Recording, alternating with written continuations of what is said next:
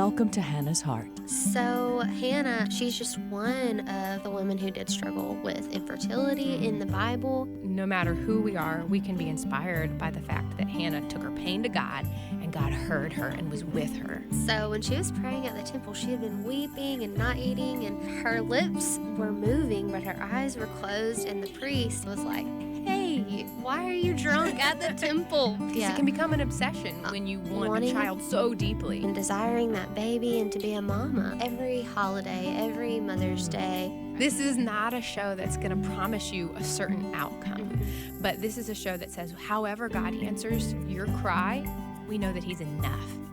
Hey, I'm Ann. And I'm Kendra, and you're listening to Hannah's Heart on American Family Radio. Hey, if you're new to the show, welcome. We were a show that was started for couples that were struggling with infertility or miscarriage, because that was our journey. It's a lot of couples that struggle with that, but we've expanded to talk about fostering, adoption, fertility treatments, a lot of issues that surround these topics. Growing your family. Exactly. And really our lives looking like we didn't picture, you know? Surrendering your dreams to the Lord. Right, and to grieve through when you don't have those babies in your arms quite yet, and you're wondering, am I ever going to have those babies in my arm? And so we're just honored to still be here and to still get to talk to you guys about this kind of stuff. And we love connecting with you. Hannah's Heart at afa.net. We would love for you to write us any questions or just prayer concerns that your family may be going through. That's right. So today, if you're watching, you can maybe see that we have two in-studio guests with us today. Our very own Ed Vitagliano. Yay! Did I do it right? Great to be here. And his sweet wife, Miss Diane. It's good to be here. Well, thank you so much for coming. Thank you for making time to come onto Hannah's Heart. You haven't been here yet. No, I haven't. And listen, this is a vital ministry. AFR, American Family Radio, is proud and honored to have you two on the team. And God is giving you both a ministry that's so necessary, I think, because there are so many people who battle with and fight giants in their lives, and they're not always what we expect. And sometimes Hannah's heart, the message of not being able to have a child when you sometimes desperately want a child, but all the other things that you talked about, the two of you, there are a lot of people struggling with that, and Christ provides the hope that they need. That's right. And sometimes when it comes through vessels who have already walked through what the listeners are walking through, it helps. They're able to connect. So it's an honor to be on with you, and I was able to talk my wife into coming on. Miracle. It really was. We have been in the pastoral ministry we were for decades, and she told me before we got married, when we met at Bible college and we're talking about marriage, I don't do pastor-wife stuff. I don't play the piano. Don't play the piano. Right. Don't sing. And That's too funny. So she can be very talkative when she wants. She's a little nervous, but we'll draw it out of her. I think today. She's fine. We're glad to have you. A labor of love for you to agree to be on. So thank you. The reason we invited you guys, back in January, we released a special Hannah's Heart edition of The Stand magazine that AFA produces every month that was specifically centered around some of the bioethical and just concerns around IVF or adoption or fostering and all of the stuff that we talk about on Hannah's Heart. And it was so much to introduce our readers to that we made Ed write the introductory article for us. I thought you did pretty good on that too. But we didn't know your story until we read that article. Yeah, that was when we were talking about how to introduce this, because for a lot of the stuff that was covered in that magazine is new ground for me. There are a lot of things as a Christian that I never thought about. And, if we get into it, I never thought about birth control from a biblical perspective. IVF is a difficult one. And I just wanted to kind of prepare the readers of the magazine for the fact that some of this is new ground for them and for us. Right. Because a lot of those topics, as factual as they are, they're also very emotional because we're talking about life, and creation of new life. And so we did want to be very, I feel like, kind and considerate when we were introducing and, showing those articles in that magazine. So if you haven't read a lot of those articles, they're available online now, I think, but also in the Stand version from AFA. But yes, Kendra and I did not know y'all's story before we read your article in there. And you mentioned, if you don't mind, just y'all get into it. You mentioned y'all had a miscarriage. Do you mind telling us how we even got to know that? Well, in terms of writing the article, the first time I ever really thought about talking about it or making it public, it followed a conversation that my wife and I were having with our two, at that time, grown children. This was, I think, before my son got married, and he's married, and he and his wife, Whitney, have 5 children. My daughter's not married, but she's grown. She's 40-something. But we were talking, they were still kind of in the house in that college age, and we were sitting around talking about how time had passed. Because they were grown now. Yeah. And my daughter asked me, and she said, do you have any regrets? And I immediately knew what my only real regret was that we didn't have more children. Wow. And we just have the 2. And I said that. And my daughter's feelings got hurt because her interpretation of that was that there was something missing. Like I wasn't good enough. Like we're not enough. It's exactly what she said. Well, were we not enough? And so we had a conversation about the nature of love between parents and children. Yeah.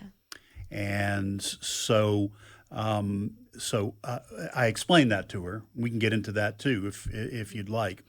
But the fact was that Diane and we got married in 1981. Lindsay was born in 1983. Tony was born in 1989, but we lost one in 1986. And the reason I had mentioned that in the story was, and the title of the article is "A Treasure We Might Not Be Given." Wow. We lost one in between, but we were trying to plan our family 3 years apart. Yeah. But Diane, what happened was pretty unexpected. We had very little problems with Lindsay's birth. No. And I teased my wife. I need to let go and let her say something. But I teased my wife about when Lindsay was born. That was just you were in labor for 8 hours with Lindsay? Yeah, it was a regular day. Yeah, and I used to tell her, well, I work 8 hours a day. I don't know what you're complaining about. Oh, my it was word. a little joke. But it didn't go It's over a well. joke, ladies, joke. Little joke that got him a concussion later. But we had a miscarriage, and it had complications. Well, Diane, would you share about your journey? Well, we had the miscarriage, and like he said, there were complications, and it would be a long story to tell you what all came out of it. But the gist of it is that we couldn't have children. Well, we couldn't even try for a whole year because I had to go back and forth to Jackson to the medical center to be checked. It was called a molar pregnancy. It was a tumor. Yeah. Oh. So we Which had to can go. be very serious. Oh, yeah. for Well, I your found health. out how serious later on, but not in my life. But anyway, I had to go back and forth to Jackson, me and Lindsay did, every week for about 6 months to be checked because they said That's a if good it, drive from. Oh, yeah. from the Oh, center. yeah. Years, 3 hours. Yeah, because if the tumor came back, it would be fast growing, so that's why they had to check it so often. But it's just, Well, the doctor said that we could not try for a baby. yeah, for And the whole then- year, yeah. And then after that was all over, he said, you will probably have a hard time getting pregnant after that. And that was hard because, losing one because I so wanted, so wanted a baby, and whenever it happened, there's so much pain involved whenever you lose one. But anyway, and then to find out you're going to have a hard time getting pregnant. And during that time, there were, while we were trying and couldn't, there were two teenage girls who got pregnant. And Yeah. that broke my heart because I think, why? Yeah. And then went to see a friend of ours who had just had her first baby during that time, and I was holding the baby, and I just started crying, and I couldn't help it. So Yeah. anyway, we finally did get pregnant. It was a lot of prayer. Yeah. Finally did get pregnant, and It's interesting. We were talking about this because Diane was so nervous about coming on the air. We were talking during lunch, and there were a lot of things I didn't remember Yeah. about this. I guess that's just part of being a guy. You know, okay, we lost a baby. You know, what do we do? I was concerned about her Right. because I didn't, the thought of her maybe having fast spreading cancer, all those kinds of things. But I didn't realize this. She told me that there were people who kind of treated the miscarriage as if it was just something you can just get over. And maybe some people do, but I didn't know this about her. This is something that she had. you just all don't talk about it. Yeah. It's just you don't talk about it because it's nothing. I told Ed, I don't know if it's because people don't believe that what you have at conception inside of you has a soul, or if it's just a blob. I don't know, but they don't talk about it. And now I think it's more people are more able, or women are more able to talk about it and to actually grieve, because it is a grieving process. It It's a is. grieving process, and it's also grief whenever you're trying to have one, Yeah. just the pain, of not being able to. So, yeah. Well, Miss Diane, I'm really sorry that you had to feel that way, and that's a long time that you had to feel that way. Yeah, and the other day, whenever Ed was first talking about that, I didn't tell him this happened, but I was going over all of it again. I'm 70 years old, and that's how long ago it's been. But I felt myself welling up in tears at the remembrance of losing, and all the stuff that went on. But, Yeah. and that's I a think long that time ago. speaks to how precious life really is. Oh, and yeah. that Oh, yeah. really is a life. Yeah. I had the same experience when we had our miscarriage, just feeling like, why am I felt like guilty for grieving so much. And the Holy Spirit spoke to my heart and said, this is life created in my image. It doesn't matter if you had it for one day or for 18 years. This is life. We had a lady, we have a butterfly release every October for couples that have lost a little one, to be able to, a lot of times when, it's, you don't get to have a funeral. You don't get to have any sort of ceremony. You don't even get a birth certificate to recognize that life. You don't even get to see the baby. You don't even get to see the baby. Right. So you feel this, like, nobody sees this big hurt that's in my heart.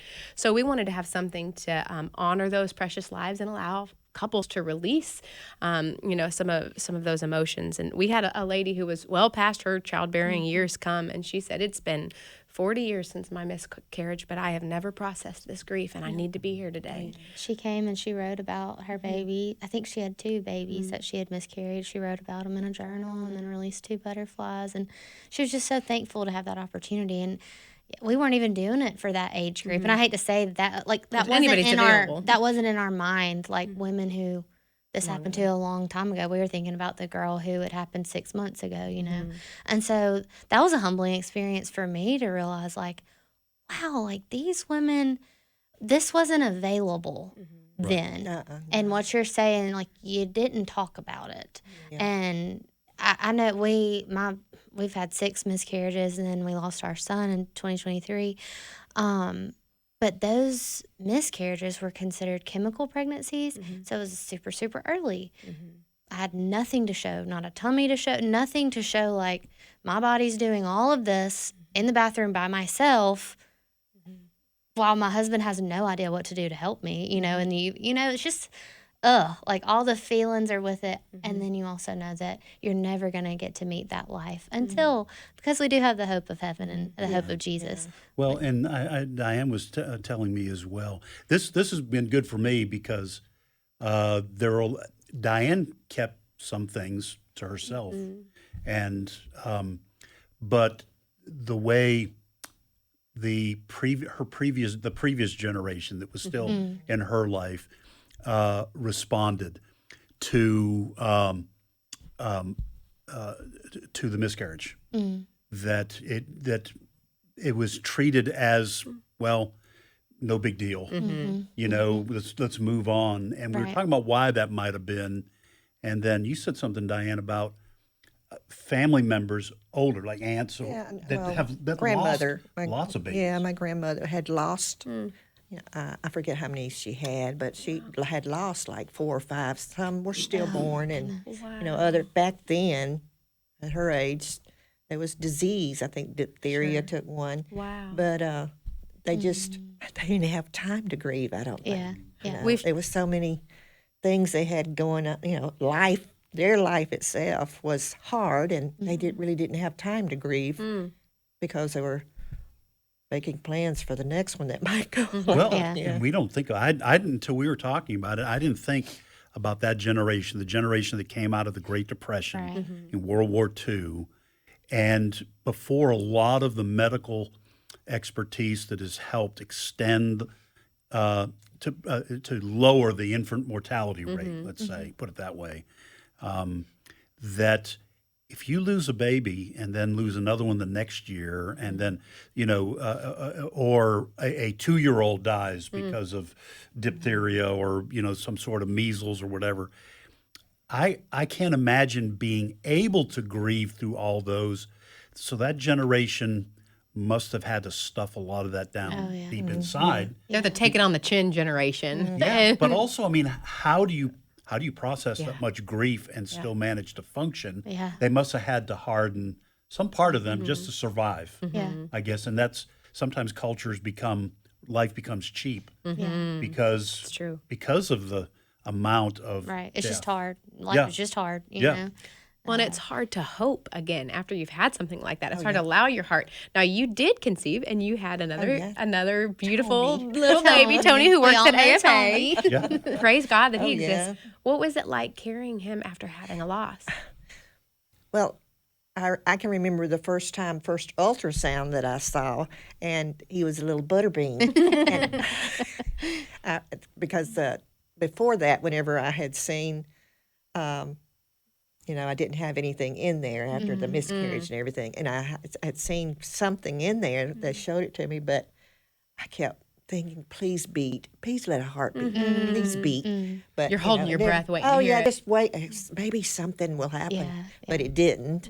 And then whenever I saw Tony on the ultrasound, the little butterbean, you could see, and it was just so amazing. But even then, I was still afraid something would happen. Something would happen. But Pregnancy after loss is very hard. Because it's like, as a Christian, you're like, okay, I know I need to be hopeful. I know I need to trust in the Lord. But you're like, I've already had the unimaginable happen. So. And at a certain point, when the miscarriage happened, you're just watchful and just Guarded. Yeah. Are you guarded? Yeah. So can I ask you ladies a question? This is not anything I don't guess I've ever asked Diane, but is there guilt? You're Christian women. You've gone through heartbreak. You're afraid to hope. We're supposed to be full of faith. And we're supposed to believe in miracles. Is guilt piled on and condemnation piled on top of all those other emotions because you're afraid to hope, but you're a Christian, and that should be a no-brainer? What is Every that like? day. Every day of having a pregnancy after loss, you deal with that guilt and that desire to hope. And then even after they're born, because, especially if you struggle to conceive, you got work so hard to get them, then it's replaced often with fear of, now I have to protect, now I got to put this baby in bubble wrap. And yet, as a believer, hard to get this baby here. Yes, these are emotions that I shouldn't have. And I will say, I do think those fears, those anxieties are from the enemy. Right. But God is also so gracious that I think he comes alongside us, and he knows when it's difficult for us to hope. And just like, was it in the Bible, the man that said, Lord, forgive my unbelief, help me to believe. I think it's okay if we say, Lord, I don't hope, but help me to hope. I know I'm supposed to hope. He understands us, and he sympathizes with our weaknesses in a way that no other religion's God does, like Jesus. So it's helpful that we can be honest with him about those feelings of guilt, but also know that he understands our fears. Yeah. After losing John Micah, we got pregnant very fast, and we, not meaning to at all. It was 3 months later on his due date that I found out I was pregnant with Nora. And so there was also a guilt of like, I'm not ready to be happy yet. I buried a baby 3 months ago. Like, how are you all of a sudden ready to celebrate? But then I have this life. So But then guilt many. for not being happy. You're guilty if you are, and you're guilty if you're not. You learn what it's like to experience full happiness, but also full grief at the same time. You learn to carry both. And I think that the Lord, meets you right there in the middle, and he carries that grief for you sometimes. And I think sometimes he also carries that happiness. He's like, you know what? I know it's hard for you to be happy today because you're missing your baby in heaven today. So I got you. I'm going to be happy for this baby today, because he's real. We serve a risen Savior. And I know one day, I picture heaven when I get there. I'm gonna be so excited to see Jesus, but I'm also gonna be like peeking around the corner, like, all right, I know who you have with you here. So, well, we don't have a whole lot of time left, but I really do want to get into what you mentioned in your article, that desire of that regret of what if we'd had more children. And culture today really does put a lot of pressure on young people. They say there's this surplus population, and which we all know is population control, and like if you love the world, don't have babies. Like there's a lot of pressure even on Christians to think that way.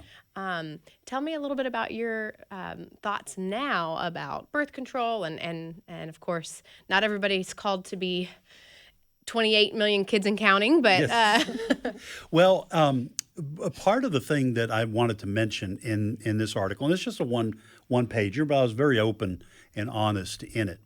And that is that I was not a Christian growing up. None of my family were. We all got saved within about 2 months when I was 20 years old. Okay, so my mom, my dad, my two sisters, and I. Okay, but I was saved in an evangelical church. And nobody ever talked about birth control and the biblical aspect of it. When I did read about birth control, and that kind of family planning, quote unquote, I thought that was a Catholic issue in terms of the Christian community, and I wasn't Catholic. I literally thought the same thing. Before just a few years ago. It was like that's not my thing. That's the Catholics. Right. They talk about that. But as I grew as a Christian, so I became a Christian at 20. I'm now 66. So somewhere, after 20, 25 years being a Christian, I began to read a little bit about this, and I realized there's a lot of evangelicals that talk about this issue, and this is a biblical issue, not just a sectarian one. It's not just the Catholics. Probably the Eastern Orthodox are probably in there with the Catholics. And but we were in the ministry, Diane and I. Money was always tight. And so, in fact, I was just telling someone just today that until I came to work here at American Family Association in 1996, so we were married in 81, we'd never had health insurance, okay? And so money was always tight, so we were trying to be careful and plan our family so that we could afford it. But as I watched other people, and coming here to AFA, there were folks here who'd had 5, 6, 7, 8, 9 kids. John Riley, 9 children. I just looked around and I said, God's providing for all these kids. God's helping these people raise their children. And it just made me start thinking, did I buy a lie about limiting family and worrying about money and being in charge? And maybe did I miss out on maybe having 4 or 5 kids? Because we loved our children, and now we got 5 grandkids. We're crazy about them, and I think we should have had 5 kids.